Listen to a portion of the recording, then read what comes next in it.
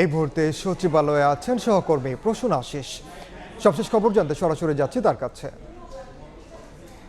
দেখুন, সরকার গঠনের পর প্রথম কর্মদিবস থেকেই প্রধানমন্ত্রী তারেক রহমান প্রচণ্ড ব্যস্ত সময় পার করছেন সচিবালয়ে। অর্থাৎ গতকাল যে ছুটির দিন ছিল সেদিনও তিনি অফিস করেছেন, যদিও সচিবালয়ে আসেননি, প্রধানমন্ত্রীর কার্যালয়ে অফিস করেছেন, কিন্তু এর বাদবাকি দিনগুলো সচিবালয়ে তিনি এসেছেন এবং সচিবালয়ে ভীষণ ব্যস্ত সময় পার করছেন। আমি যদি আজকের তার কার্যসূচিগুলো একটু বলে দিই, অর্থাৎ সকাল থেকেই তিনি সকাল 9টার পরেই মূলত সচিবালয়ে প্রবেশ করেছেন তিনি, এবং এর পরে একটি নির্ধারিত প্রোগ্রাম ছিল পররাষ্ট্র মন্ত্রণালয়ের সঙ্গে, পররাষ্ট্রমন্ত্রী এবং পররাষ্ট্র সচিবের সঙ্গে তিনি বৈঠক করেছেন, এবং তার পরপরই কিন্তু সৌদি আরবের রাষ্ট্রদূত এসেছিলেন সচিবালয়ে, তার সঙ্গে সৌজন্য সাক্ষাতে মিলিত হয়েছেন।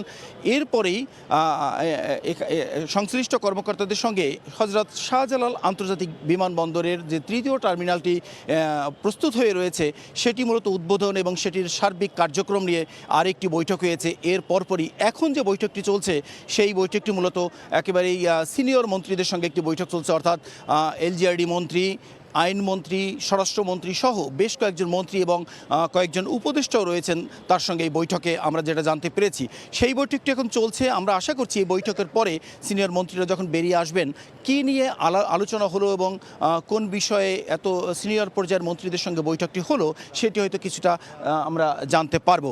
এরপরে আরেকটি বৈঠক আছে সিনিয়র মন্ত্রীদের সঙ্গে। এই বৈঠকের পরে বিকেলে সুস্বাস্থ্যের বাংলাদেশ, অর্থাৎ বাংলাদেশে স্বাস্থ্য বিষয়ে বিভিন্ন কার্যকলাপ নিয়ে মূলত প্রধানমন্ত্রী তারেক রহমান আরও একটি বৈঠক করবেন সংশ্লিষ্ট কর্মকর্তাদের সঙ্গে, এটি আমরা জানতে পেরেছি। অর্থাৎ এভাবেই সরকার গঠনের পরে প্রথম কর্মদিবস থেকেই আজ পর্যন্ত ভীষণ ব্যস্ততার মধ্যে চলছে প্রধানমন্ত্রীর বিভিন্ন কার্যসূচি।